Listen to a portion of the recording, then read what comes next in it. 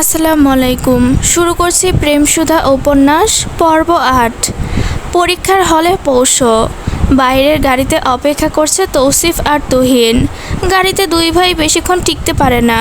বিল্ডিংয়ের সামনে এসে এদিক ওদিক পায়চারি করছে। তুহিনের ফোনটা বেশ কয়েকবার রিং হচ্ছে। একটু সাইড হয়ে কলটা রিসিভ করতেই ওপাশ থেকে পলকের কণ্ঠস্বর শোনা যায়। তুহিন, কোথায় তুমি? বাইরে আছি।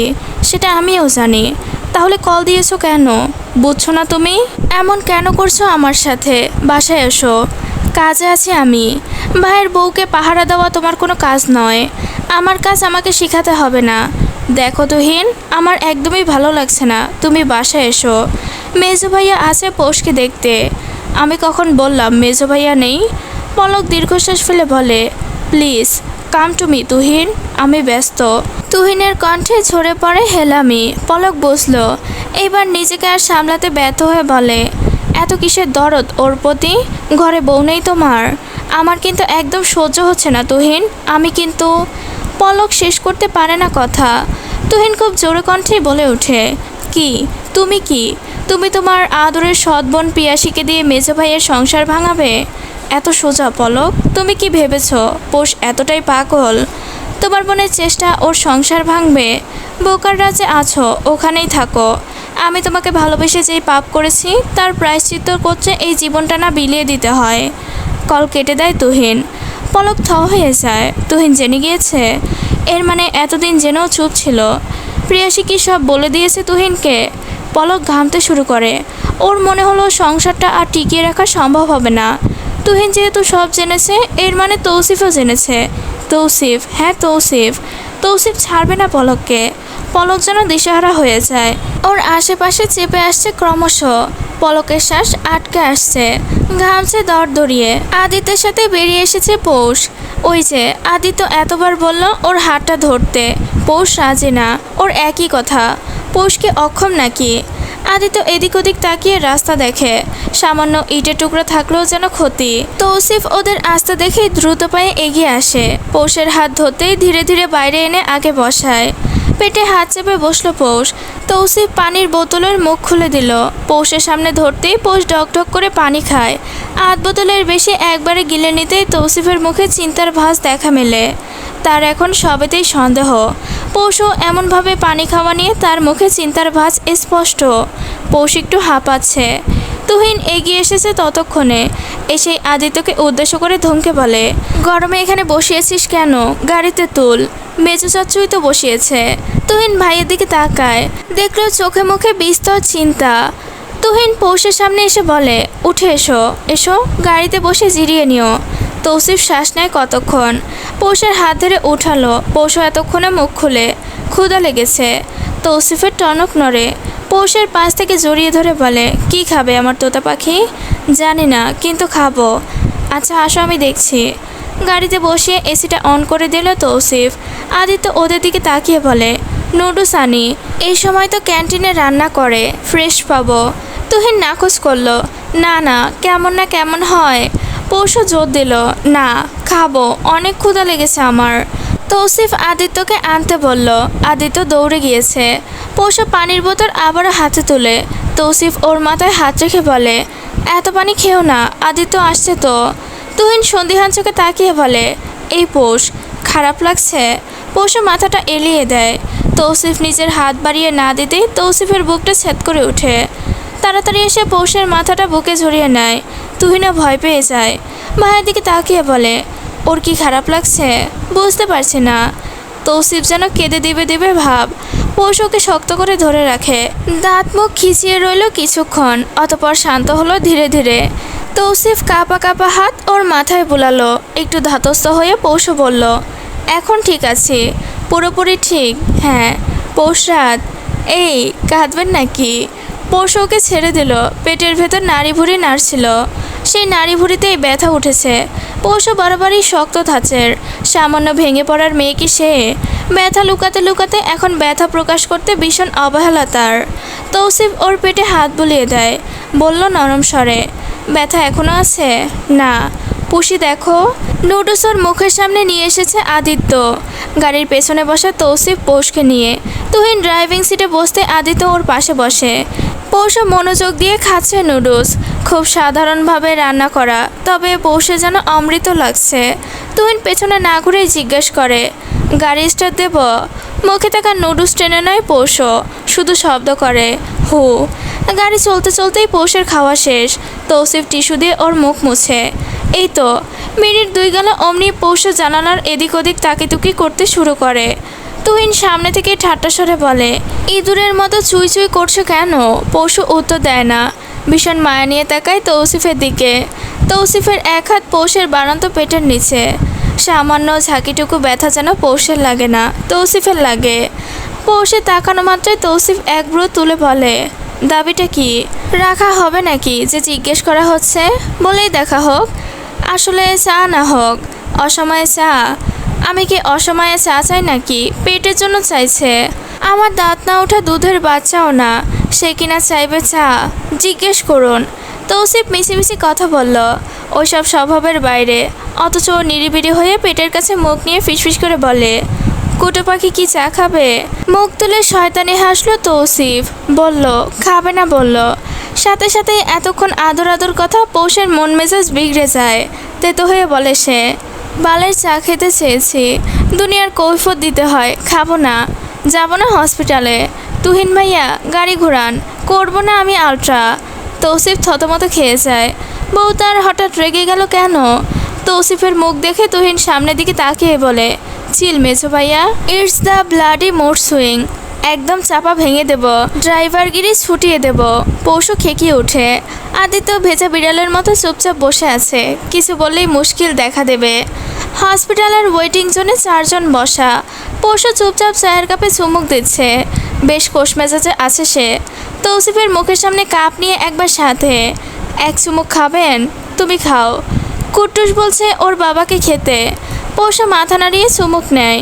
পৌষ নিজের কাপ ফিরিয়ে আনে, বলে, বউ বলল খেলেন না, বাচ্চা বলতেই খেয়ে নিল, খুব দুঃখ পেলাম। তৌসিফ ভেবেই নিল তার বউয়ের মুড সুইং হয়েছে। পৌষরাত হক নামের ডাকতেই উঠে পড়ে। এসে পড়েছে মিনিট 5 হবে। সিরিয়াল দেওয়া লাগেনি। মিরপুরের এই ডায়াগনিস সেন্টার তৌসিফদের। ভেতরে ঢুকলো শুধুমাত্র তৌসিফ আর পৌষ। ডক্টর মিতা পৌষকে দেখে হাসে। অবস্থা জিজ্ঞেস করে প্রেশার মাপতে মাপতে বলে, শরীর কেমন পৌষ? আলহামদুলিল্লাহ ভালো। রাতে ঘুম হয়? পুরোপুরি না, ঘুমাতে হবে পর্যাপ্ত পরিমাণ। খাবার দাওয়া করছো তো ঠিক মতো? হ্যাঁ, আমি তো খুব খাচ্ছি। তাই নাকি? এটা তো খুব ভালো। প্রেশার তো একদম নর্মাল আছে। চলো আমরা আলট্রাটা করে ফেলি। তৌসিফ মাঝে বলে ওঠে, প্রেশার গত 1 সপ্তাহে ডাউন করেছিল। আমি দেখেছি তৌসিফ, তুমি শান্ত হও। ডক্টর মিতা তৌসিফ তালুকদারকে নিয়ে খুবই বিরক্ত। মাঝে মধ্যে খুব হাসি পায় তার। তৌসিফ মুখ লটকে নিল, তবে ঠাই হয়ে বলে, আমি কিন্তু সাথে যাব। বাবু দেখবে? তৌসিফ মাথা নাড়ে। 2 জন আলট্রা রুমে যেতেই পৌষকে শোয়ালো বেডে। নার্স এসেছে একজন সাথে। পেটে আলট্রাসোনোগ্রাম লাগাতেই তৌসিফ পৌষের একটা হাত ধরে। হাতটা খুব শক্ত করে ধরে রাখে। পৌষের ভেতর অস্থির লাগছে, তবে প্রকাশ করছে না। তৌসিফ হাতটা ধরায় সাহস পাচ্ছে একটু। মনিটরে তখনও তেমন কিছু দেখা যাচ্ছে না। তৌসিফ খেয়াল করলো এসির ঠান্ডার মাঝেও ঘেমে যাচ্ছে ও। পৌষ মুখ খিচে আছে। হঠাৎ, একদম হঠাৎ ডক্টর মিতার কণ্ঠ শোনা যায়, ওই দেখো। 2 জন তাকায় মনিটরে। কিছু বোঝার আগে ডক্টর মিতা উচ্ছ্বাসের কণ্ঠে শোনা যায়, oh my god, it's a twin pregnancy. Look, ওই যে দেখো, দেখছো ওরা 2 জন। হ্যাঁ, স্ক্রিনে 2 জনের দেখা যাচ্ছে। 2টো অস্তিত্ব, স্পষ্ট 2টো অস্তিত্ব। তৌসিফ বা পৌষের সান্নিধ্যে আসা থেকেই গলতে শুরু করেছে। এই মুহূর্তে সে আর টিকতে পারে না। চোখ দিয়ে পানি গড়িয়ে পড়ে। পৌষ অবাক হয়ে তাকিয়ে আছে সেখানে। তার পেটের ভেতর 2টো কুটুস কবে এলো? তৌসিফ পৌষ দুজনই ভেবেছিল টুইন প্রেগনেন্সির কথাটা চেপে যাবে তারা। যখন হবে তখন সবাই উত্তেজিত হয়ে যাবে। কিন্তু তাদের পরিকল্পনা ভেস্তে দিয়েছে তুহিন তালুকদার। যখনই শুনেছে আলট্রা শেষ, তখনই রিপোর্ট সে নিজে কালেক্ট করেছে। খতিয়ে দেখেছে ভেতরকার প্রতিটা অক্ষর। নিচে দিয়ে নীল কালি রঙের কালো কালিতে লেখা। টুইন প্রেগন্যান্সি শব্দটা দেখা মাত্রই কিছুক্ষণ হাঁ করে তাকিয়েছিল সেখানে। অতঃপর শুরু হয়েছিল তার পাগলামো। রিপোর্ট হাতে প্রাপ্তবয়স্ক তুহিন লাফিয়ে উঠেছে।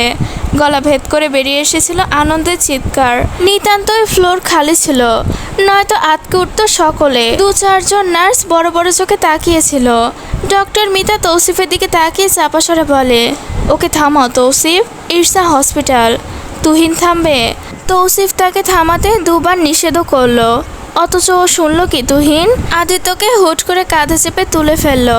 সেই দিন যেন আদিত্য বেজায় সাথে ছিল তুহিনের।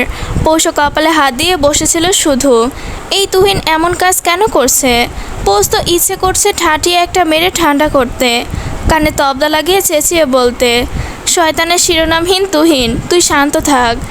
আফসোস, পৌষ কথাটা বলতে পারেনি, সুযোগও পায়নি। সেই দিন থেকে বরং তুহিনের অত্যাচারের মাত্রা বাড়ছে। কপাল গুনে একটা শ্বশুরবাড়ি পেয়েছে পৌষ। শাশুড়িহীনা শ্বশুরবাড়িতে তার দেবরই 100-তে 100। তালুকদার বাড়ির এই বাগানটা ইদারিং পৌষের শ্বাস প্রশ্বাসের একমাত্র উৎস। ঘরের ভেতর দম আটকে আসে। পৌষের অজানা নয়, তৌসিফ ব্যস্ত মানুষ। ব্যবসা একটা না হলে কথা ছিল, একা হাতে বেচারা কত সামাল দিবে। নতুন দায়িত্ব জুটেছে কপালে, জুটেনি অবশ্য, তৌসিফ নিজে জুটিয়েছে। রোজ বিকেল নাগাদ পৌষকে নিয়ে হাঁটতে বের হয়। আজও তার ব্যতিক্রম হয়নি।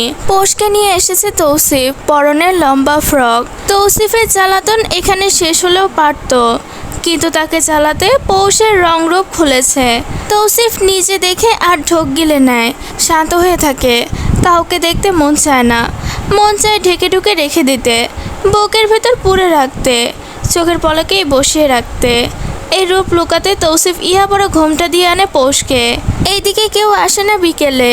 তৌসিফ পৌষের হাত ধরে হাঁটাচলা করাচ্ছে। নরম ঘাস মারিয়ে যাচ্ছে তার বউ, অথচ তৌসিফ খুব সতর্ক থাকছে। একটু পরে মিনু খেতে আনবে কিছু। আজকাল এমনটাই হয়ে আসে। হাত ধরে হাঁটতে হাঁটতে পৌষ প্রশ্ন করে, আচ্ছা শাহরিয়ার ভাইজান কেমন আছে? আপনি দেখতে চান ওনাকে? কেন জিজ্ঞেস করছো? কৌতূহল জাগলো। তোমাকে না বলেছি ওসব না ভাবতে? মানুষ কি নিজের ভাবনা আটকে রাখতে পারে? ভাবনা তো চলে আসে একা একা। ভাবনাকে বলবে তোমার বর আছে, তাকে নিয়ে আসতে। ঠিক আছে। দুজন আরেকটু হাঁটে। তৌসিফ আপনা আপনি জিজ্ঞেস করে, রাগ করলে? ওহো, তাহলে চুপ হয়ে গেলে যে? ভাবছি সম্রাট চেয়ারম্যান। Oh please পৌষাদ। আবারও ভাইজান? ধর্মীয় কথা শুনুন। বলছি সম্রাট চেয়ারম্যান থাকলে শাহরিয়ার ভাইজানের তো এই দশা হতো না। আপনারা তো ভাই হন, ডক্টর দেখান তাকে, তার একটা সুস্থ জীবন প্রয়োজন। তৌসিফ দীর্ঘশ্বাস ফেলে বলে, তাহমিনা আপা করাচ্ছে চিকিৎসা, কাজ হচ্ছে না। দেশের বাইরে নিক, টাকার কি অভাব? তার ভাই, সে না নিলে তৌসিফকে যা চাই। এইসব ছাড়া অন্য কথা বলো। এই ধরো একটু রোমান্টিক কথাবার্তা। ইসে বেটার কুরকুরানি উঠেছে, রোমান্টিক কথা শুনতে মন চায়। কি বলবো? ওম্মা চুম্মা। তৌসিফের মুখটা একদম দেখার মতো হলো। সে বইয়ের উপর কথা বলা ছেড়ে দিয়েছে, তাই তো মুখে আঠা লাগিয়ে চুপ রইল। পৌষের হাসি ওর কানে সুরেলা লাগছে। আচ্ছা, তার পোশাকটা আজকাল বেশি চোখে লাগছে নাকি? নজর লাগবে না তো? পৌষ দাবি করে, দোলনায় চড়বো, ছাদে চলুন। আজ বাগানে হেঁটেছো পৌষাদ, কাল ছাদে নেব। আমি আজই যাব। কথা শোনো তোতা পাখি, অবশ্যই শুনবো। আমি তো বয়রা নয়।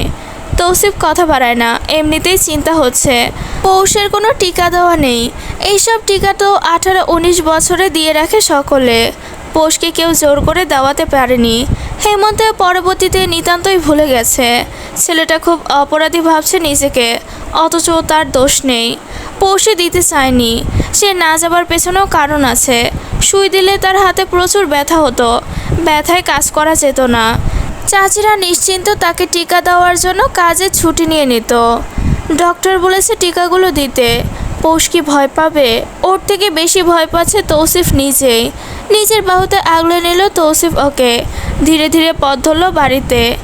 সবেমাত্র তুহিন উপরে উঠেছে। নিজের রুমে ঢুকে কিছু কাগজপত্র ঘেটে টনিকে দুটো পেপার দিয়ে বলল, এগুলো অফিসে দিয়ে এসো, আমি রাতে কথা বলবো। ঠিক আছে বস। টনিকে চলে যেতেই তুহিন কলিকে উদ্দেশ্য করে পানি চায়। তুহিন বসে সোফায়। বরাবর মেইন দরজাটা সামান্য খোলা। টনি মাত্রই বেরিয়ে গিয়েছে। কলি দরজা লাগানোর সুযোগ পায়নি। তুহিন ফোন বের করে আর একটু গায়ে এলিয়ে দেয়। এসির টেম্পারেচার কেউ নামিয়ে রেখেছে। ভালোই ঠান্ডা লাগছে।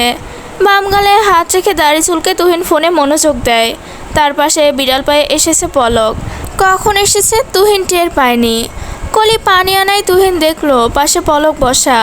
গ্লাস নিয়ে 2 ঢোকে পানি পান করলো তুহিন। কলি ততক্ষণে চলে গিয়েছে। দরজাটা খোলা এখনো। তুহিন এক পলক ওখানে তাকিয়ে পরপর পলকের দিকে মুখ ঘোরায়। জিজ্ঞাসা দৃষ্টিতে তাকিয়ে প্রশ্ন করে, কিছু বলবে পলক? মুখটা কালো দেখাচ্ছে কেন? তোমাকে কিছুর বলা ছিল আমার। হ্যাঁ বলো। তুহিন যেন একটু মনোযোগী হলো পলককে এতটাই গুরুত্ব দিল নিজের হাতে থাকা ফোনটা পাশে রাখে। পলক তুহিনের দিকে তাকিয়ে রয় কিছুক্ষণ। তার নেত্রপলক লুকিয়ে রাখা অনুরাগ জলছাপা। তুহিন খানিক বিভ্রান্ত হয়।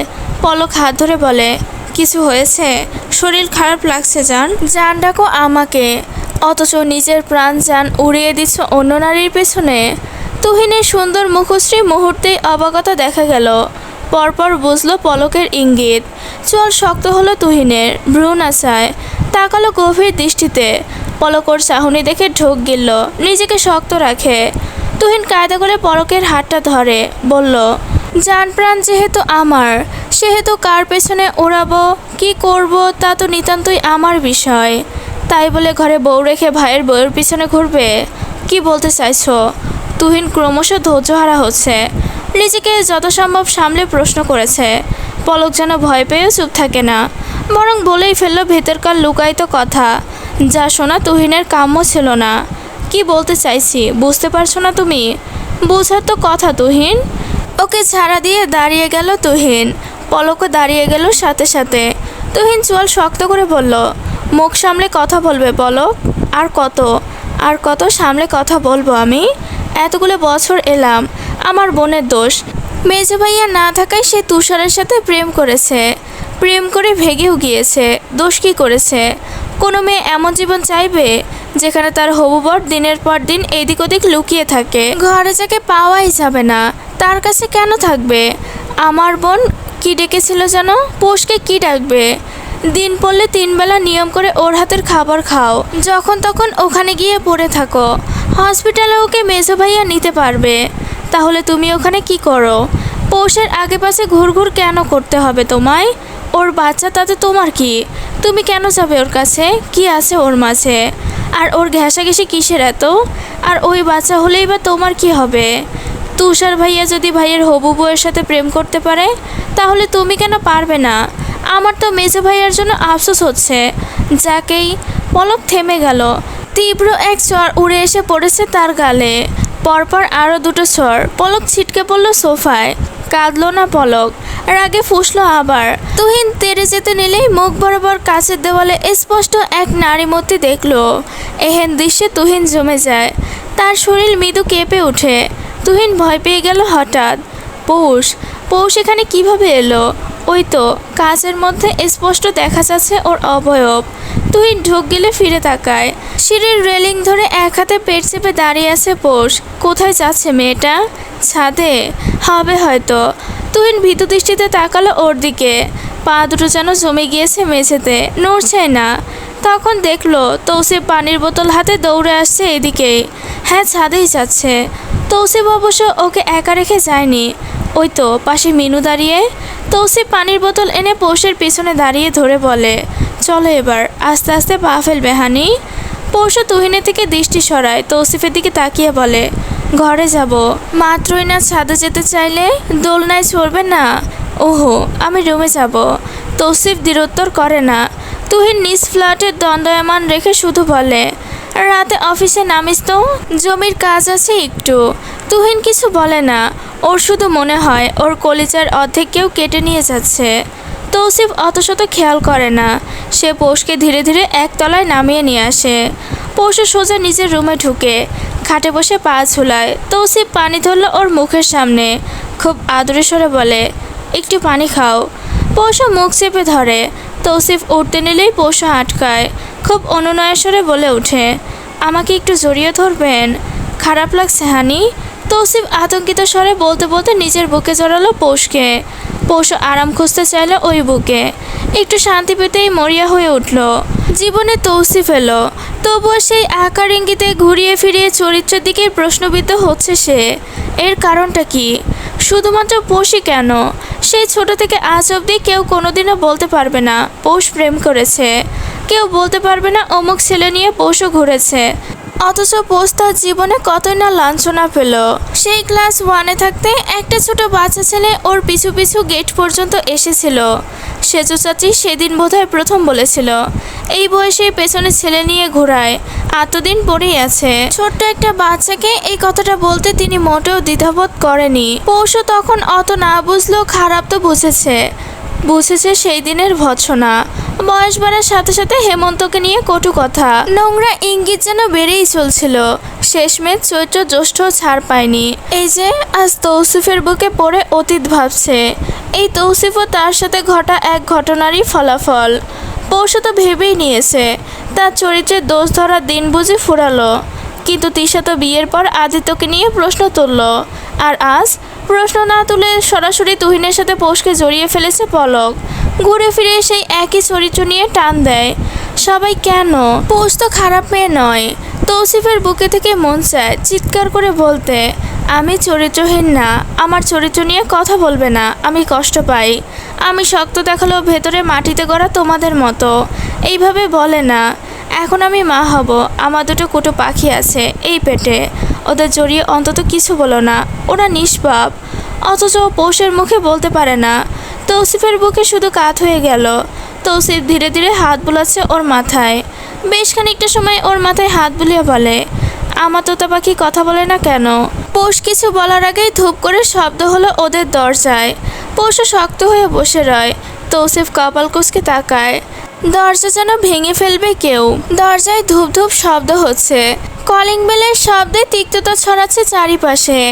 কান দুটো যেন ঝালাপালা হওয়ার উপক্রম। তৌসিফ উঠবে, ঠিক তখনই পৌষ বলে, আমার রুমে যাতে তুহিন ভাইয়া না আসে। তৌসিফ ভেবে নিল তুহিনের সাথে টকঝাল সম্পর্কের দরুন পৌষও এইসব কথা বলছে। সে আগে পরে জানে না কিছু। তৌসিফ হাসতেই পৌষও কঠিন গলায় বলে ওঠে, আপনার ফ্ল্যাটে ঢুকলে ঢুকবে, কিন্তু আমার রুমে যেত না ঢুকে, আমার সামনে যেত না আসে। যদি সে আসে আমি হেমু ভাইয়াকে ফোন দিব এখনই। তৌসিফের টনক নড়ে এবার। শুধু বলল, তুহিনকে ঢুকতে না বলবো? আপনার ইচ্ছে, আমার সামনে যেত না আসে, পছন্দ না এসব আমার। মিনু ততক্ষণে দরজা খুলে দিয়েছে। হঠাৎ এহেন হাঁক ডাকে ভরকে গিয়েছে বোয়ারা। পিপ হলে চোখ রাখতেই তুহিনকে দেখে মিনু। পৌষর সাথেই ছিল, কথাবার্তা সবই শুনছে, বুঝছেও। এখন দরজা লক ধরে দাঁড়িয়ে আছে, খুলবে কিনা বুঝে উঠতে পারছে না। বোকার মতো দাঁড়িয়ে আছে মিনু। ও পাশ থেকে ধমকে বলল, দরজা খোল। ভয়ে ছিটকে পড়ল ও। তৌসিফ নিজের রুম থেকে বেরিয়ে এসেছে, দরজা খুলে নিজে। তুহিন ভাইকে দেখেও কিছু বলে না, ঠেলে ভাইকে ঢুকতে ঢুকতে ডাকতে লাগে, পৌষ পৌষ। পৌষের কানে স্পষ্ট ঢুকে তুহিনের ডাক। যখনই বুঝলো এদিকে আসছে তখনই উঠে রুমের দরজা আটকে দেয়। তৌসিফ পেছন থেকে ডাক দিয়ে গম্ভীর কণ্ঠে বলে, তুহিন, পৌষ কোথায়? পৌষরা দেখা করবে না এখন তোর সাথে, রেস্ট নিচ্ছে, বাসায় যা। ও দেখা করার কে? আমার কথা আছে ওর সাথে। আমি বলেছি না, আমি কথা বলবো শুধু। তুহিন পা বাড়ালো ওর রুমের দিকে। তৌসিফ এবার ধমক দিল, তুহিন চর খাবি আমার হাতে, এখন যা এখান থেকে। পৌষরাতকে ডিস্টার্ব ফিল করিস না, মুড সুইং হচ্ছে হয়তো, ঠান্ডা হোক আমি ডেকে দেবো তোকে। কোনো মুড সুইং হয়নি ওর। তৌসিফকে গ্রাহ্য করলো না তুহিন। বেডরুমের দরজার কাছে আসে, নক করলো কিন্তু সাড়া হয় না। তুহিন এলোমেলোভাবে থাবা বসায়, ডাকতে ডাকতে গলা ছড়িয়ে বলে, পৌষ, এই পৌষ, দরজা খোলো, শুনো আমার কথা, একবার তো শুনো। পৌষও কোনো সাড়া করে না, ঠায় বসে রয় কাউসে। এক হাতে পেটে রেখে শক্ত হয়ে বসে রইল অভিযুক্ত পৌষ। জীবনের হিসাব মেলাতে এখন ব্যস্ত ও। কেন বারবার অভিযুক্ত হয়, এই হিসাব কেন জানি মেলেই না। খুব গরমিল লাগে। পৌষ, আমি কিন্তু দরজা ভেঙে ফেলবো। তুহিন। তৌসিফ এবার রেগে যায়। এত ভালো করে বলার পরেও ছেলে শুনছে না। বলল তো একটু পরে আসতে। তৌসিফ ওর হাত ধরে টানে, বলল, কাল সকালে আসিস। ঝগড়া করেছিস কেন? জানিস অল্পতেই রেগে যায় এখন। ঝগড়া করিনি আমি ঝগড়া, পাপ করেছি, প্রায়শ্চিত্ত করব মরার আগ পর্যন্ত। তৌসিফ ভ্রুকুচকে তাকালো। মুখের অভিব্যক্তিতে বোঝা যাচ্ছে সে ঠাহর করেছে, মামলা গুরুতর। তুহিন দরজায় আবারও থাবা বসাতে লাগে। দরজার পাশ ঘেঁষে বসে বলতে লাগে, দরজা খুলো পৌষ, না হয় আমি নড়বো না এখান থেকে। আমার কথা শুনতেই হবে। পৌষও শোনে না। তৌসিফের চিন্তা হচ্ছে পৌষকে নিয়ে, কিভাবে তার বুকে পড়েছিল, শরীরটা খারাপ লাগছে কিনা বুঝতেও পারছে না। এইদিকে তুহিনের যথেষ্ট জেদি। তৌসিফ ধৈর্য ধরে না, টেনে তুহিনকে ফ্লোর থেকে তুলে। ঘর থেকে সবটাই শুনছে পৌষ। তুহিন চেঁচাচ্ছে, প্রচুর চেঁচাচ্ছে। কিছুক্ষণ পর চেঁচানি থামে। পৌষও আটকে রাখা শ্বাস ত্যাগ করলো বাতাসে, মাথাটা কাত করে রাখলো কিছুক্ষণ। তৌসিফ খুব ধীরে দরজায় নক করলো, ডাকলো আদর স্বরে, পৌষরাত। পৌষও উঠে দরজা খুললো, বিছানায় উঠে বসে চুপ করে রইল। তৌসিফ চুপচাপ এগিয়ে এলো ওর পিছু পিছু। বিছানায় বসে থাকা পৌষ পা দুটো মেলে রেখেছে, পানি এসেছে পায়ে। তৌসিফের চিন্তা হয়, এগিয়ে যেয়ে পায়ের কাছাকাছি বসে পৌষের পা দেখে। টসটসে ছিল গতকাল পর্যন্ত আঙুলগুলো, আজ এরকম রক্তশূন্য দেখাচ্ছে কেন? বরাবরই পই পই করে ডাক্তারকে কল করলো তৌসিফ। পরামর্শ অনুযায়ী বুয়াকে বলে উষ্ণ পানি দিতে। পৌষের গাল দুটো ধরে নিজের মুখ করে বলে, মন খারাপ? কি নিয়ে ঝগড়া হয়েছে তুহিনের সাথে? আপনাকে আমি আগেও বলেছি তুহিনের বিষয়ে। হ্যাঁ বলেছি, আমার অতিরিক্ত কিছু ভালো লাগে না। হেমু ভাই যেখানে আমার মাথায় হাত রাখার আগে 10 বার ভাবে, সেখানে তুহিন ভাইয়া কেন আমার পায়ে বালিশ রেখে মাথা রাখবে? কেন আমার ওনাতে মুখ মুছবে? জঘন্য জঘন্য জঘন্য, অসহ্য লাগে আমার। আমার চোখের সামনে আসতে না করবেন, খবরদার বলে দিলাম। দেবর হয়, বড় ভাবিকে সম্মান দিয়ে 10 হাত দূরে থাকতে বলবেন। তার সংসার আছে, আমার সংসারে এসে রাত দিন পড়ে কেন থাকে? মাঝে মধ্যে আসবে যাবে, এত গেড়ে বসার কি আছে? দুদিন পর মানুষ কথা তুলবে। এমনিতেই এতিমদের দোষ বেশি, সেই এতিম পৌষ হলে কথাই তো নেই। কথা কোনোটাই ফেলে দেওয়ার মতো নয়। তৌসিফকে এসব আগেও নরম স্বরে বলেছিল পৌষও, কিন্তু ভাইয়ের দিকটা শতভাগ জানে তৌসিফ, তাই তো মায়ের পরে শক্তভাবে কিছু বলেনি। তবে হ্যাঁ, তুহিনের সাথে কথা বলেছে ও। তুহিন সেই কথাই শুধু হেসেছিল, বলেছিল, তুমি বেশি ভাবো, পৌষকে দেখেছ আম্মুর মতো লাগে। সেই কথার পরিপ্রেক্ষিতে তৌসিফ সাহস করে টু শব্দ করতে পারেনি। আজ বেশ শক্ত কথা বলেছে। ওই তো হাত ধরে বাহিরে রেখে এলো, অথচ ও এখনো যায়নি। তুহিন ওদের দরজার বাহিরেই দাঁড়িয়ে আছে। ফোঁস করে শ্বাস ফেলে তৌসিফ। বুয়া বল ভরে পানি দিয়ে যেতেই তৌসিফ দরজা আটকে এলো। তুহিনকে দেখলেই এখন পৌষও রেগে উঠবে। উষ্ণ পানিতে পৌষের পা ডুবায় তৌসিফ, হাত দিয়ে প্লাজো একটু উঁচু করে দিতে দিতে বলে, আমি তুহিনকে বোঝাবো, তুমি চিন্তা করো না। বোঝানোর কিছু নেই, সরাসরি বলবেন নিজ সংসারে মন দিতে। প্রেমের মৃত্যু হলে মানুষ তবুও বেঁচে যায়, পৌষরাত কিন্তু মনের মৃত্যু হলে বেঁচে ওঠা সম্ভব থাকে না। আমার ভাই আবার উভয় মৃত্যুতে ভুগেছে, ঠাঁই পাচ্ছে না কোথাও। আমাদের দু ভাই আর শেষে তোমাকে আঁকড়ে ধরতে চাইছিল। পশু চুপ রয়। তৌসিফ ওর পা দুটোয় নরম হাত বুলিয়ে দিচ্ছে। পশু পেটে হাত রেখে রুক্ষ গলায় বলল, পেটে চাপ লাগছে। ভেজা হাত বাড়ালো তৌসিফ। পশুর পেট থেকে কাপড় তুলে বলে, এখানে? হু। পশু কেমন গুঙিয়ে উঠল, চাপা স্বরে বলে, ওরা নড়ছে। তৌসিফের চোখ দুটো বড় বড় হয়ে এলো। হ্যাঁ, এরা সত্যিই নড়ছে। তৌসিফ টের পাচ্ছে তা। পৌষের কপাল ঘামতে লাগে। তৌসিফ উঠে টিস্যু দিয়ে মুছল কপালটা, চুমু খেলো কপালে, বলল, আমার বাচ্চারা তোমাকে খুব জ্বালাতন করছে হানি। করুক, আমার জানের টুকরো দুটো। তৌসিফ বসলো আবারও, মগ দিয়ে পৌষের হাঁটু থেকে পানি ঢালা শুরু করে। মেয়েটার হাঁটু ব্যথা, গরম পানি ঢালে যদি একটু শান্তি পায়। তৌসিফ তার পৌষরাতকে আরাম দিতে সর্বদা সব কিছু করতে প্রস্তুত। আর না, পৌষ না করে। তৌসিফ তোয়ালা দিয়ে পা দুটো মুছে দেয় সুন্দর করে। বিছানায় তুলে বল বাথরুমে রেখে আসে। তেল নিয়ে এসে বসতেই পৌষ বলে, লাগবে না, আমি ঠিক আছি, আপনি একটু আরাম করুন।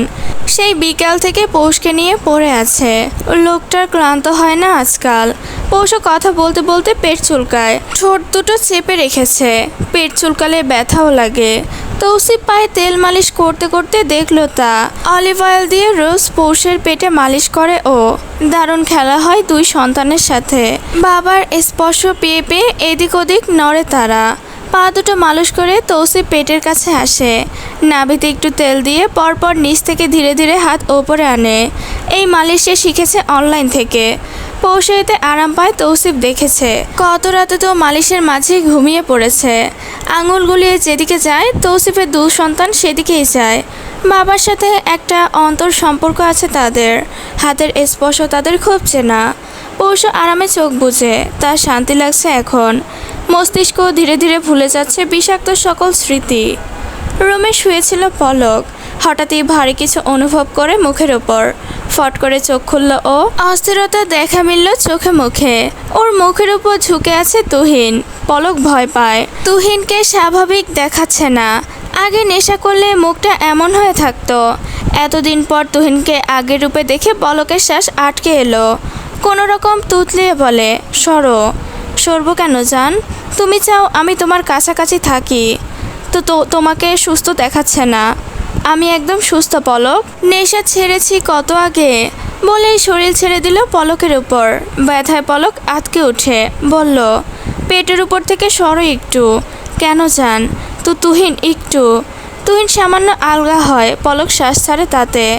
চট দেওয়ার দরুন গালে ছাপ বসেছে। আঙুল বুলালো সেখানে তুহিন। পরপর ঠোঁট নামিয়ে চুমু খেয়ে বলে, খুব লেগেছে? পলক ফুপিয়ে ওঠে। তুহিন আর একটু আগলে নিল ওকে, কপালে চুমু খেলো আবারও। মাথায় হাত বুলিয়ে দিতে দিতে বলে, খুব ব্যথা পেয়েছো জান? হ্যাঁ, ডিএনসি থেকেও বেশি। অসাড় হয়ে এলো পলকের দেহখানা। তুহিনের বুকের ভেতর বরফখণ্ড পরিণত হলো সে। টু শব্দ করার শক্তি পেল না। ক্ষুদ্র শ্বাস প্রশ্বাস চলল শব্দহীন। তুহিন মাথায় হাত বুলানো থামালো না। হাত চালাতে চালাতেই বলে, কমই বোধহয়, তাই না জান? ব্যথা বেশি হলে কি তুমি পরপর দুবার যাও ডিএনসি করাতে? নিশ্চয়ই ব্যথা নেই। তুমি তো খুব নাজুক পলক। নাজুক দেখতে মেয়েটার সাথে প্রেম করছিলাম, সকলের বিরুদ্ধে গিয়ে বিয়ে করেছিলাম। সে যখন আমাকে ভীষণ লজ্জায় ফেলে দিল, তখনই তাকে চাইতে লাগলাম। কোনোদিন নারীর সংস্পর্শে গেলাম না, শুধু তোমাকেই চাইতে লাগলাম, ভালোবাসতে লাগলাম। তিল পরিমাণ খাচ্ছিল না সেই ভালোবাসায়, যা আমি তুহিন বেসেছিলাম। জঘন্য এক ভালোবাসা আমার, এতটাই জঘন্য যে বারবার তোমার ভুল ত্রুটি আর পাপ ঢাকা দিলাম আমি, মাটি চাপা দিয়ে রাখলাম। তোমাকে ভালোবাসলাম, কিন্তু তুমি কি করলে? নিজের বোনকে দিয়ে মেজো ভাইয়ের সংসার দ্বিতীয়বার ভাঙাতে চাইলে। আমি কতটা লজ্জা পেলাম পলক, বলো তো তুমি? লজ্জায় আমি রাস্তায় পড়ে কাঁদছিলাম, অথচ তোমাকে কিছু করতে পারলাম না। তুই আমার এমন ভালোবাসায়, নর্দমা আমার ভালোবাসা, কীট আমার ভালোবাসা, ধিক্কার আমার ভালোবাসায়। শুধুমাত্র তুমি কিছু করবে এই সন্দেহে ওদের হানিমুনে জোর করে ঢুকেছিলাম আমি, শুধুমাত্র তোমার জন্য। অথচ তুমি বারবার একই কাজ করে গেলে। কেন করলে পলক? কেন আমাকে আমার আম্মু থেকে দূরে করেছিলে? মৃত্যুর আগে আমার আম্মু কতটা কাছে পেয়েছিলাম আমি।